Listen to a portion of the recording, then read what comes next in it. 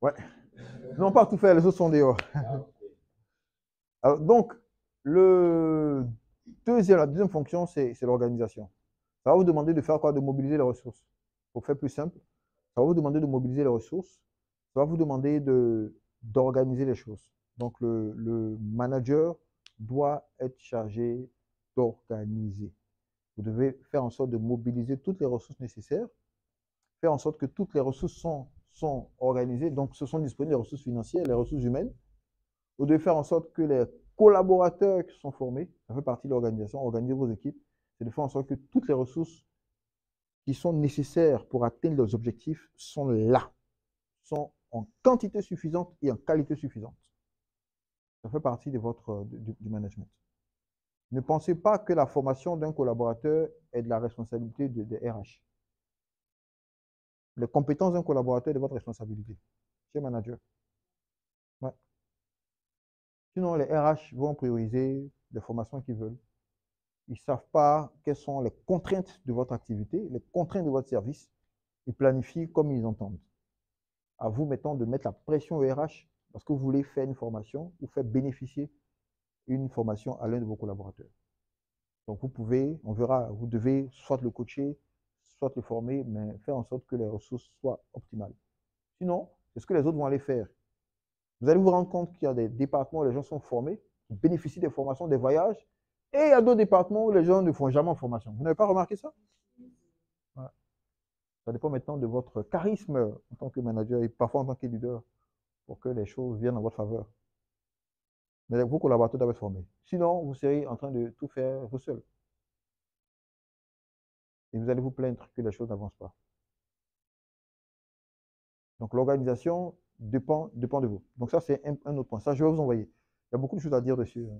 Ah, pardon, je suis remonté. OK. Et en termes d'organisation, il y a encore un autre outil. Oui, il y a beaucoup d'outils, hein, ça fait beaucoup maintenant. Alors, un autre outil, j'ai voulu tellement vous donner des trucs, ça fait beaucoup. C'est un outil qui est important, c'est un outil en réalité qui est simple, hein. En gros, si vous avez une équipe ou alors vous avez un projet, vous avez une tâche en entreprise, vous devez vous poser 4 questions. 1. Qui est responsable de la tâche? Responsible. A. Qui est accountable? Qui est le validateur? Donc, qui est sur la tâche, donc responsable de la tâche? Accountable, qui est le validateur de la tâche? C'est RAC.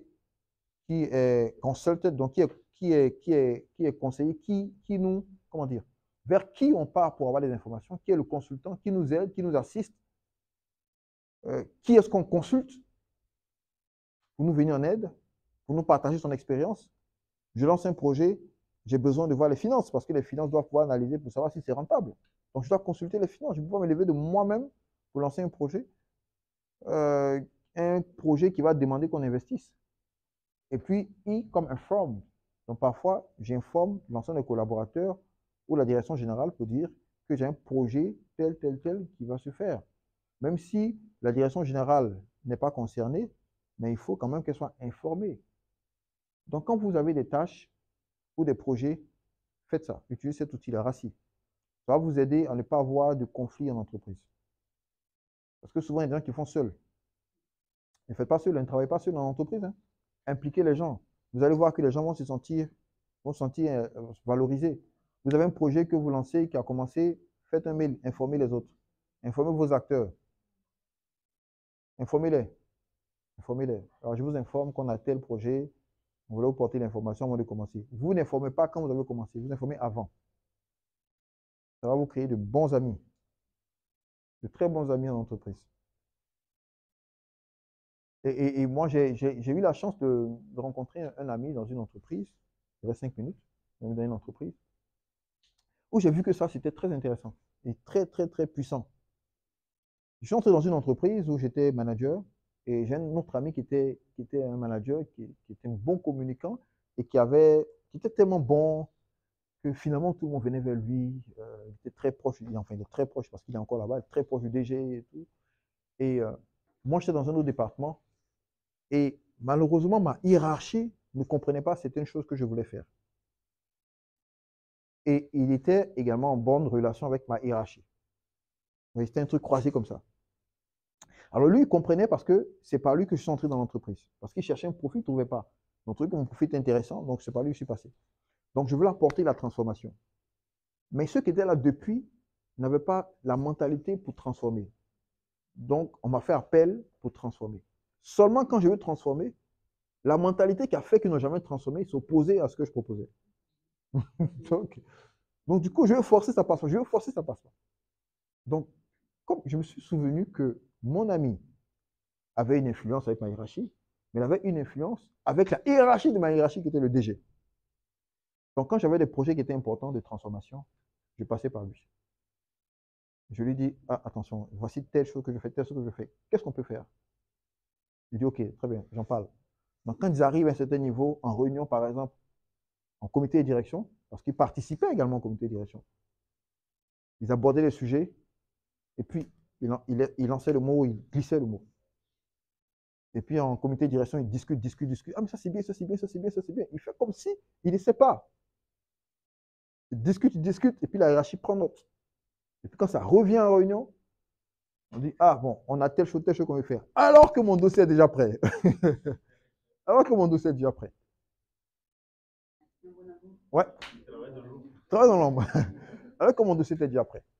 Donc du coup, les choses passaient facilement. Et un jour, je me souviens, j'avais un projet que j'avais proposé, ma hiérarchie a refusé. Mais c'était un truc qui était très, très sensible. J'ai proposé une organisation, une restructuration. La hiérarchie a refusé. Non, on ne peut pas, on ne peut pas, on ne peut pas. Et j'en ai parlé à mon ami. Il m'a dit, OK, bon, on va trouver une solution. Et un jour, il y a un événement qui se produit et le DG était en colère parce qu'il y avait un système qui n'avait pas bien fonctionné. Et le DG a envoyé un message dans un groupe et il a vu, il m'a envoyé le message. Il dit, mais qu'est-ce qu'on peut faire pour ça? J'ai dit, mais c'est ce que je t'avais proposé la dernière fois. L'organisation que je voulais mettre en place. Parce qu'en réalité, l'organisation permet de corriger, d'anticiper. Donc, si on corrige l'organisation, ben, c'est bon. Il dit, OK, bon, OK, on trouve la solution. Et le DG était tellement fâché qu'il est redescendu, vraiment en catastrophe, s'il a hiérarchie. Mais la hiérarchie m'a envoyé. Il me dit, mais attends, on a un problème, le DG dit ceci. Je dis, mais voilà ce que j'avais proposé telle chose, telle chose. Au même moment, mon ami propose la même chose. Et donc ma hiérarchie me dit, mais telle personne m'a dit qu'on pouvait faire ça, on pouvait faire ça. Je dis, oui, on peut faire ça. Alors qu'en réalité, c'est moi qui lui ai dit. Et il est allé lui dire. Et finalement, ça revient et c'est validé. Sans conflit. Donc, vraiment éviter d'être en conflit avec vos hiérarchies.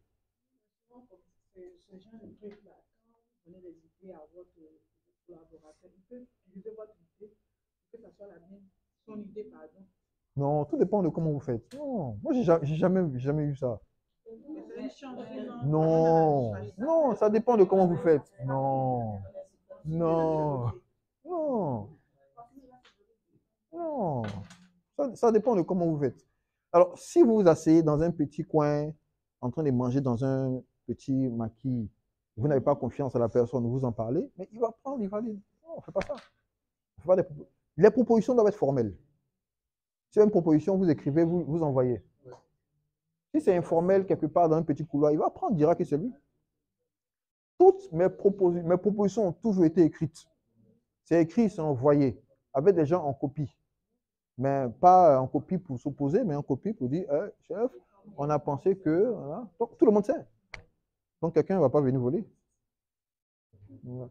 Donc, ça, c'est très important. Ça vous permet de réussir. Donc, cet outil-là permet vraiment de bien vous organiser. Qui est responsable? Vous déléguez le projet ou la tâche à quelqu'un. Vous approuvez. Ensuite, vous consultez les personnes, les partenaires avec qui vous travaillez dans l'entreprise. Et puis ensuite, vous informez. On sait ce que vous faites. Souvent, vous êtes dans une entreprise, personne ne sait ce que vous faites. Tout seul, vous avancez, on ne sait pas. Si on doit vous nommer, on ne sait pas ce que vous faites. On doit savoir ce que vous faites. On doit savoir les transformations que vous apportez. On doit savoir. Parce que plus souvent dans l'entreprise, les gens ne connaissent l'autorité, mais pas reconnaître que le patron, c'est le patron. Oui, c'est ça, malheureusement. Moi, c'est ce que j'ai remarqué en fait. C'est que Ouais. les gens n'aiment pas accorder au patron le respect qu'il mérite. Ouais. Moi, je n'ai jamais eu de problème dans l'entreprise parce que moi, je reconnais toujours que mes patrons, c'est mes patrons. Vous savez quoi? Un conseil. Travaillez au service de la mission de votre patron.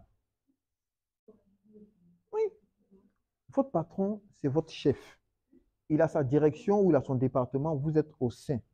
Donc, il a une vision qui est une partie de la vision de votre de N+2, N+3.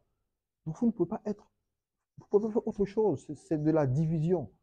Vous travaillez dans la vision du patron. Votre patron, c'est votre patron.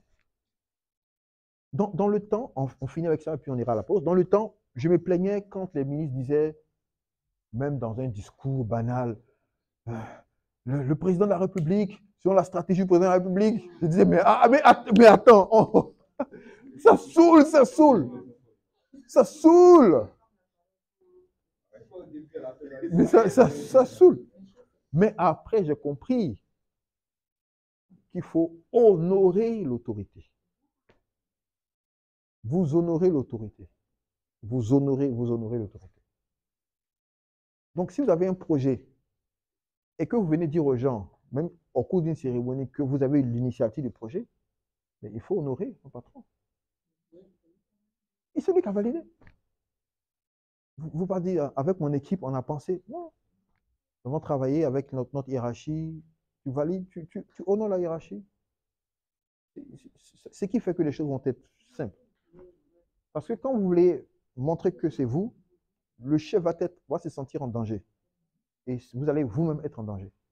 Voilà. Travaillez à son service. Travaillez à son service. Oui.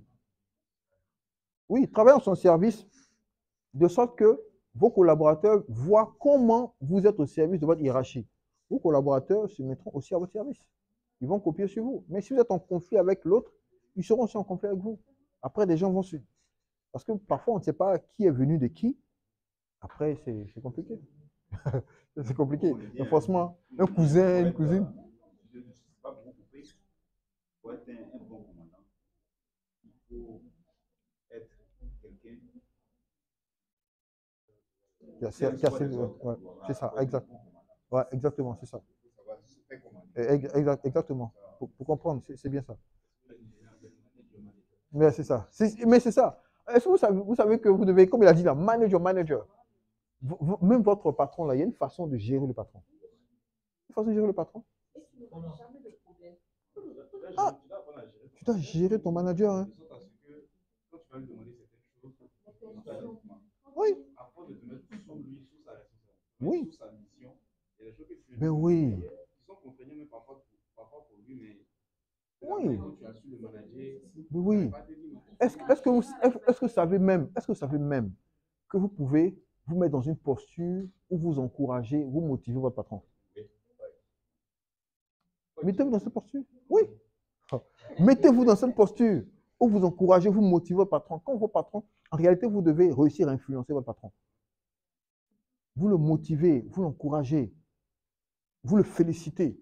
Il va se sentir valorisé. À un moment donné, quand il y a quelque chose, il va vous appeler. Parce qu'il va se sentir valorisé par vous. L'influence va commencer à changer de position. Ouais. C'est le moment, par exemple, quand mon DG m'appelle pour me demander certaines choses, même quand c'est le week-end, moi j'appelle ma patronne. Il me dit, ah, mais le DG t'a appelé, mais c'est le DG même qui a amené ma patronne. Donc moi je demande à ma patronne. Exact. Si. Donc ça fait que je n'ai aucun problème à ma patronne. Et quand tu respectes les gens, chez nous les plus en fait, c'est le respect. Ouais. Le droit d'aînesse, le respect du patron. Ça fait que il y a des services que tu demandes à la personne, il est contraint même d'accepter, mais qu'il ne veut pas. Parce que quand tu respectes quelqu'un, automatiquement tu emmènes cette personne à te considérer. Ouais, si. Ouais, si le DG t'appelle, tu informes ta patronne. Le DG m'a appelé pour me demander telle chose. Qu'est-ce que tu en penses? Comment est-ce qu'on fait? Ça, c'est important. Oui. Tu demandes. Tu ne réponds pas directement, hein, sinon.